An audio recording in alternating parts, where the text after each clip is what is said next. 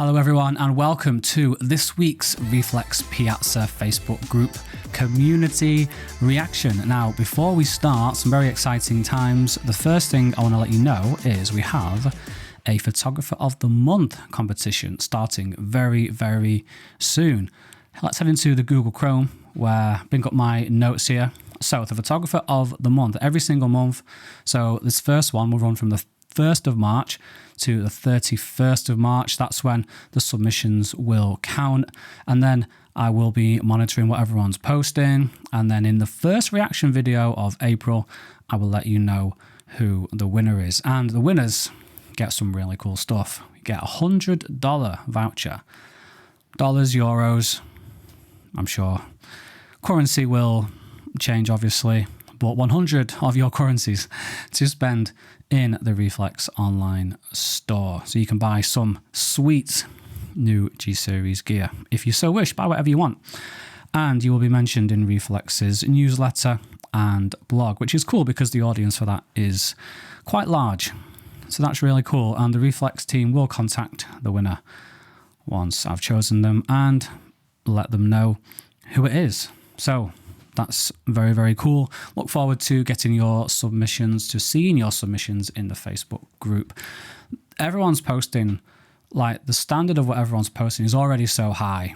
I'm looking forward to seeing if certain people step their game up to try and win this Photographer of the Month competition. And it's not just going to be for March, it's going to run until further notice. That's really cool. Second thing is I'm excited to see people are receiving their G-Series stuff, seeing all the packaging photos and things like that.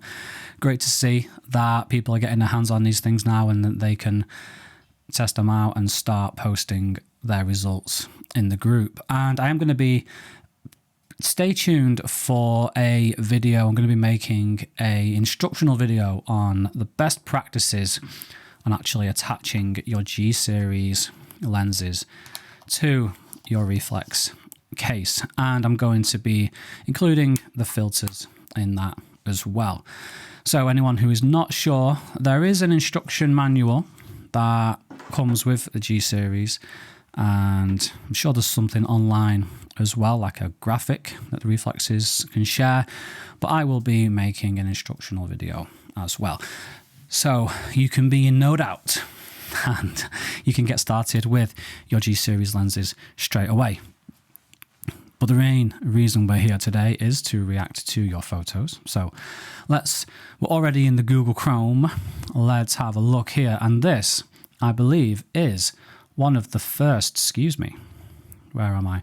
This is one of the first G-Series photo postings by Melissa Hutchinson. I received the macro bundle today. The lenses are nice. They feel very solid. They certainly do.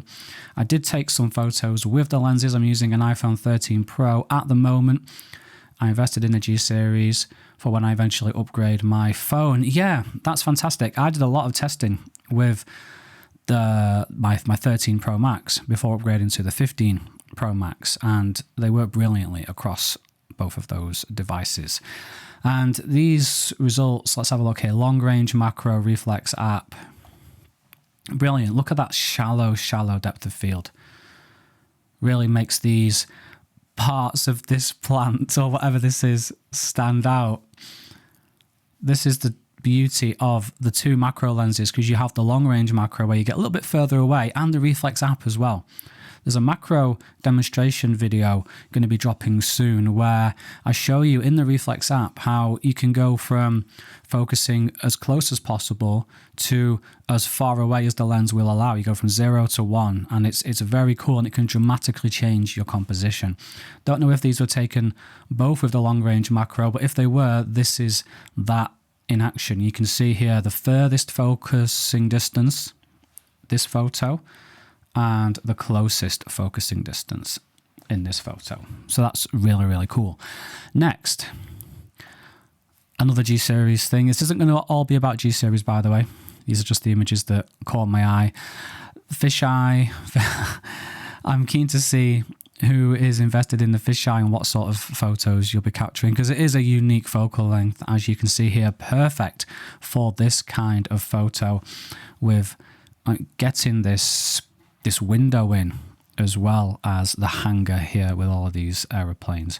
Very nice from Storm and Norman up here, straight from the reflex camera with no tweaking. Yeah, pretty cool. And a big open space like that air hangar is a great place to test out the fisheye lens. So loving that. Next, we have some non-G series stuff here from Mark. Look at this. Doesn't this look like just... I love scenes like this. I just find stuff like this so romantic. Is that the right? I think that's the right word. It's a stuff of dreams for me. Anyway, I just love this old west looking situation, and obviously the sky and the tree, the whole thing. Someone's been here before. Litterbug. Where was this? There's no information as to where this was taken, but this can't be the UK for sure. I've been getting my locations wrong recently as to where photos were taken, so I'm not going to guess. All I can tell you for sure is it is not the UK where I'm from. But I absolutely love this.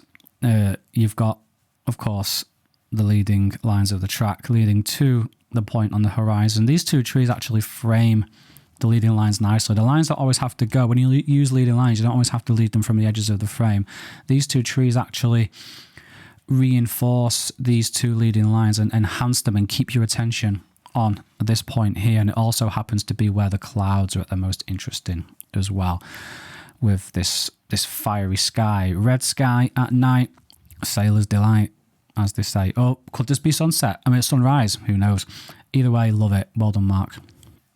Next, we have a regular Saeed. This is from a post, but this photo was the standout one. He's actually showing us in this post the difference between a non-long exposure and long exposure. So you can see the cool difference there. It definitely enhances this situation for me. He's edited these differently as well, which does affect the photo, but just smoothing out the water as much as possible here, because the water does add actually. It's a nice texture now that I look at it a bit longer. When I go through these photos, I don't like to not form an opinion, but I don't like to already have my thoughts pre-planned. I like to react as live as possible, so I just skim through them and get them ready. So now that I look at this for a bit longer, I do appreciate the textures, but I also appreciate this as well. So, as usual, Saeed, very, very nice. And I'm starting to get familiar with this skyline. Very, very cool. And so this is another picture from Norman, G-Series macro. This is interesting because he says this is 100 images stacked, which is not something I'm very familiar with. I've stacked about 10 to 15 images before in Photoshop. I don't usually like doing it. I don't like the result too much because I've not practiced enough with it, so I can't produce something that I like this anyway. And you definitely need to stack sometimes when you want to get more than a sliver in focus with macro lenses, like Norman has done in this case. And he's pretty satisfied with it. He says here, long range macro 10x lens. It's a focus stack of 100 images using and Helicon focus on the iMac. I'll have to look at that one, because if that's easier than Photoshop, then it might be worth me checking it out. And we've got some conversation here, which I always like. 2 centimeters away, illuminated by 2 small cube lights almost equally as close. Yeah, pretty cool. Looking forward to seeing more from the G-Series as time goes on. Well done, Norman. And here we go. So this is someone whose location I got completely wrong over the last few weeks. In my head, I don't know why, I've always thought Scott Baker was Australian. Turns out he's from Canada. I'm not going to try a Canadian accent. I'm not embarrassed. He's always just seemed to have that Australian sense of humour, which just made me think he was Australian. I don't know why. Anyway, 15 Pro Max, re-exposed, 30 seconds. Lightroom edits taken shortly after work in Chile. I'm going to guess NS is Nova Scotia. or Australia. Shut up. That's getting angry. I'm angry about that. But if I had my banter camera, not banter camera, if I had my banter siren, the banter siren's actually over there pulling that duty today. But if I had the banter siren will go on right now.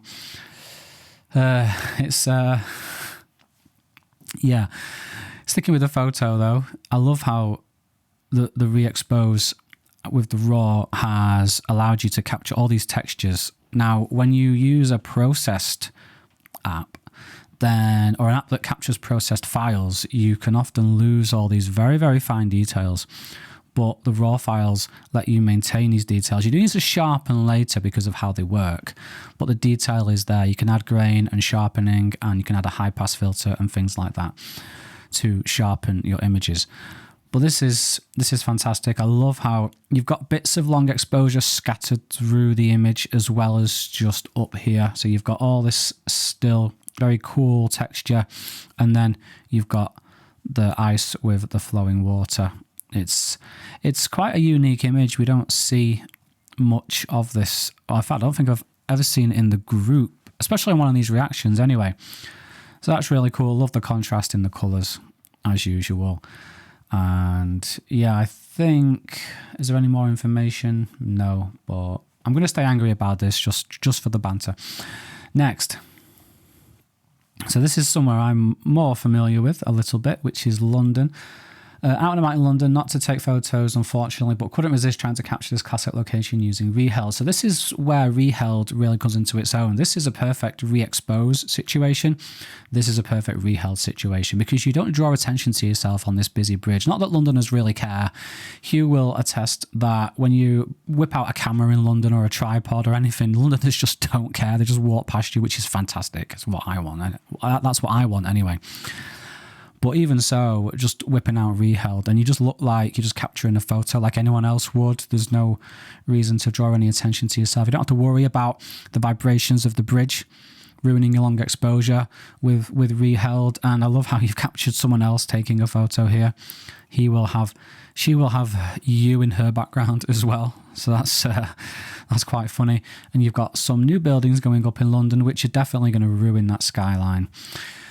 We're seeing that in Manchester as well. New buildings going up all the time, and they all just look the same, and they're not adding anything to the city's aesthetic. But that's something for another day.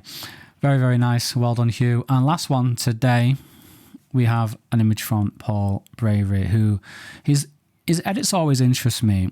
This may have been a nice red sky, but definitely enhanced it. I've used darkroom a lot, as Paul says he has here. And I like to go for this same red and orangey look in darkroom as well. He's added some grain to the sky, which is interesting. And there's definitely been some sort of lens blur here. And yeah, he's added a frame. When he's exported the images, he's added this brown frame, which is so subtle, I didn't even notice it until now. But it's nice. It's a very nice image. It has very relaxing connotations. And this looks like, is there any more information about edited with R&I Films? R&I Films is cool as well. But the amount of texture, I'm not so sure. I was going to say it looks like a RAW file, but then there's this grass here that doesn't look like RAW file. Anyway, doesn't matter. It's a really nice image. Well done, Paul.